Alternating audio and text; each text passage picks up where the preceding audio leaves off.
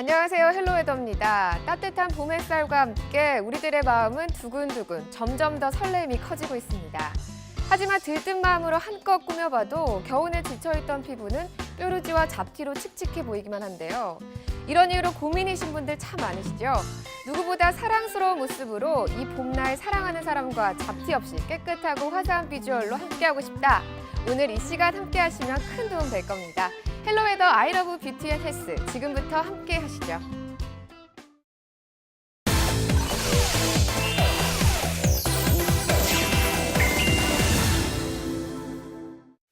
지금 스튜디오에는 김명애 헤어앤 메이크업 김명애 원장님 나오셨습니다. 안녕하세요. 안녕하세요. 네, 원장님 나이에 따라 외모와 스타일 또는 생각하는 가치관이 달라지듯이 피부를 관리하는 방법도 계절에 따라 다를 것 같아요. 근데 요즘같이 유해 요소가 많은 계절도 없잖아요. 그쵸. 황사에 건조함에. 그럼 요즘 같은 때에는 어떻게 피부를 관리해야 할까요? 요새 조금의 추위가 있는데 이 봄을 질투하는 꽃샘 추위가 지나면 완연한 봄이 시작돼요. 네. 근데 요즘 주변 보면 감기 걸리신 분들이 정말 많더라고요. 네. 아무래도 이 계절이 바뀌는 환절기에 몸의 면역력이 떨어져서 더욱더 그런 건데요. 피부에도 면역력 있다는 말 들어보셨어요? 피부의 면역력이라 좀 피부에도- 생소한데요. 피부에도 면역력이 있습니다. 아. 그래서 이 피부가 면역력이 저하되면 피부에 트러블이 생기고 또 노화의 가속도가 붙고요. 또 아주 다양한 문제가 발생이 됩니다. 그래서 이 피부 면역력은 봄철에 잘 관리를 해줘야 돼요. 그래서 오늘은 피부의 면역력을 높이는 방법에 관해서 한번 이야기를 나눠보도록 하겠습니다. 네, 환절기가 되면 우리 몸은 면역력이 약해집니다. 이런 상태에서 바이러스와 세균에 노출되게 된다면 당연히 건강에 문제가 생기게 되는데요. 피부도 마찬가지라고 하니 더 늦기 전에 얼른 정보 자세히 들어서 방지해야겠습니다. 그럼 원장님 말씀대로 기본적으로 피부의 면역력 지수를 높이려면 근본적인 문제를 해결하고 또 건강하게 만드는 방법이 그쵸? 무엇이 있을까요? 네, 맞습니다. 봄이 찾아온다는 것은 더불어서 이 자외선이 강해지고 또 미세먼지나 황사가 잦아서 피부의 건강을 늦출 수 없다는 말이기도 한데요. 겨울철 자외선에 이 노출되지 않던 피부가 갑자기 자외선을 받고 또 황사나 이런 미세먼지가 이렇게 붙으면 각종 피부 질환에 노출될 수가 있어요. 또한 이 자외선의 노출량이 늘어나면 아시다시피 기미, 또 주근깨가 발생하고요. 또 피지 분비가 늘어나면서 여드름 발생률이 아무래도 높아지게 되잖아요.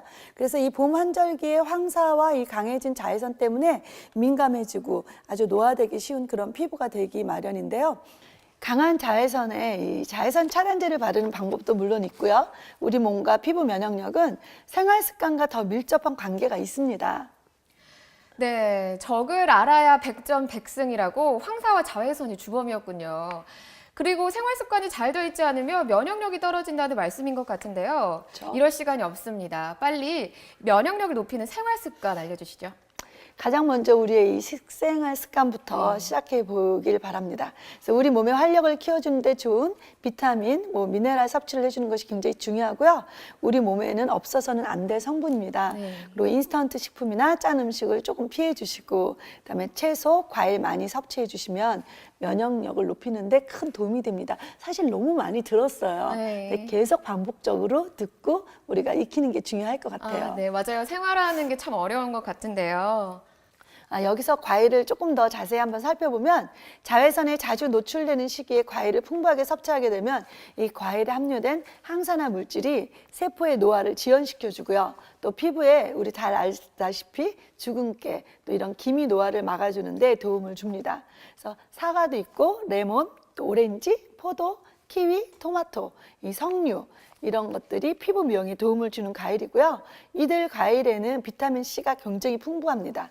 그래서 이 비타민C는 피부의 색소 침착을 예방하고요. 기미나 주근깨 등의 이런 미백에도 아주 효과적인 역할을 해줍니다. 특히 사과를 많이 먹으면 뺨의 혈색이 좋아진다고 그래요. 그리고 이 사과 속에 함유된 비타민 C하고 헤모글로빈 성분이 이 혈액순환을 개선하기 때문에 뺨이 밝아지는 거예요. 네. 그리고 또 이 사과에 풍부하게 들어있는 섬유질이요. 변비를 방지해서 장내 가스 발생을 억제해서요. 피부색을 굉장히 환하게 해줍니다.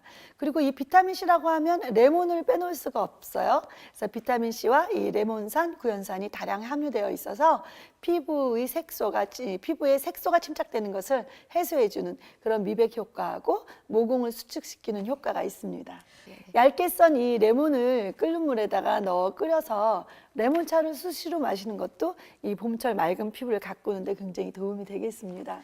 네, 이렇게 이야기를 듣는 내내 사과 레몬 얘기를 들으니까요. 입안에 절로 막 침이 고이는 것 같은데요. 과일은 비타민C가 풍부해서 피부 미용에 좋은 천연 비타민이라는 사실 누구나 알고 있습니다. 그런데 면역력까지 높여준다는 거는 처음 알았는데요. 자, 이야기 나눠본 김에 면역력을 높이는 제철 음식 어떤 것들이 있을까요? 이 밖에 또 봄에 딸기가 제철입니다. 좀 이르긴 한데요. 구하기도 좀 쉽고요. 비타민C가 이 귤에 1.5배가 있고 사과보다는 10배가량 많아서 입맛을 잃기 쉬운 봄철에 아주 제격입니다. 특히 딸기에 들어있는 비타민C가 인체 면역력을 강화시켜서 요즘처럼 이 기온차가 큰 그 봄 환절기 질환의 예방이 좋고요. 섬유질도 풍부해서 장운동을 역시 사과처럼 촉진해서 변비 예방하고 치료에 굉장히 좋습니다. 딸기를 설탕하고 함께 먹을 경우에는 피로 회복에도 도움이 된다 그러고요. 네. 비타민 B가 손실되기 때문에 흐르는 물에 깨끗이 씻는 게 좋고요. 그다음에 꼭지를 제거하고 그냥 먹는 것이 더 좋습니다. 네, 이 딸기는요, 피부 트러블과 피부 진정작용에도 훌륭해 봄 딸기철에는 피부 팩이나 주스 등으로 활용하면 피부 미용에 효과적일 것 같습니다.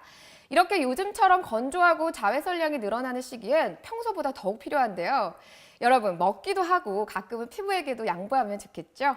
그런데 원장님, 햇볕을 너무 안 보면 또 우울할 수가 있어요. 그런데 또 피부를 위해 햇볕을 보자니 이거 어떻게 하면 좋을까요? 이 자외선은 피부에 악영향을 많이 주는 건 사실이에요.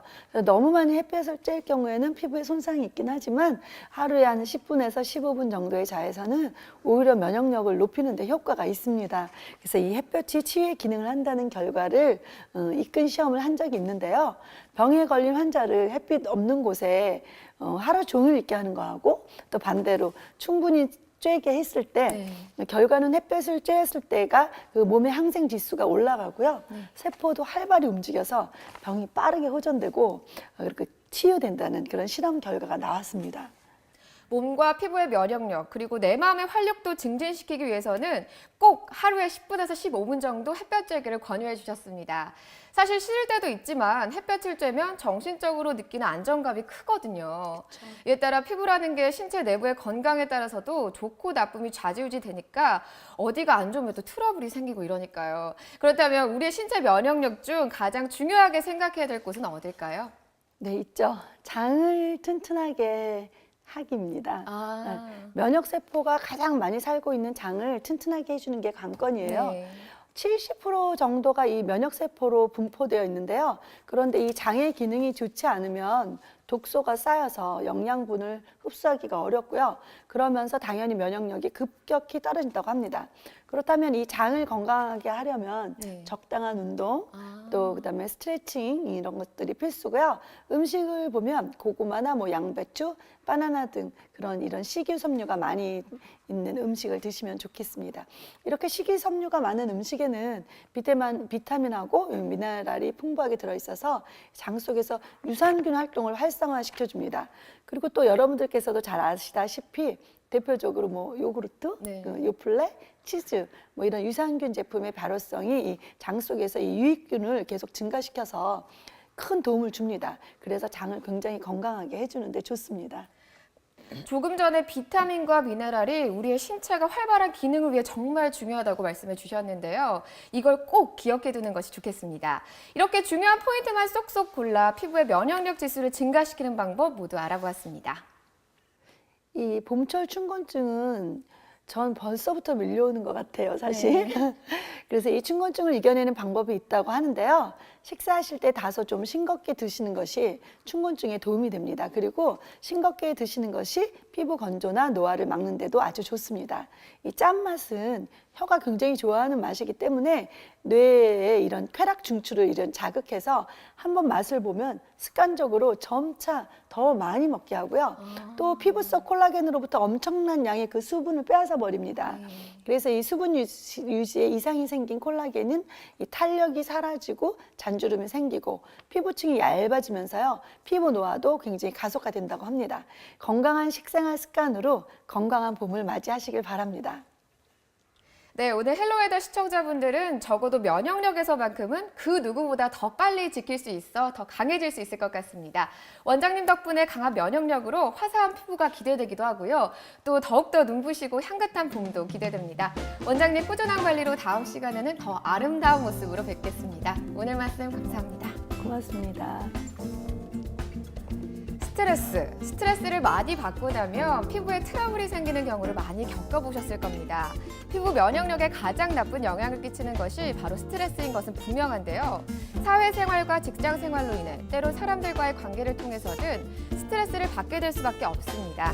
따라서 나만의 방식으로 스트레스 해소를 하는 법을 잘 찾아보셨으면 좋겠는데요. 따뜻한 봄이 다가오니까 주말에 시간과 여유를 내서 여행을 떠나는 건 어떨까요? 마음의 쉼을 꼭 얻길 바랍니다.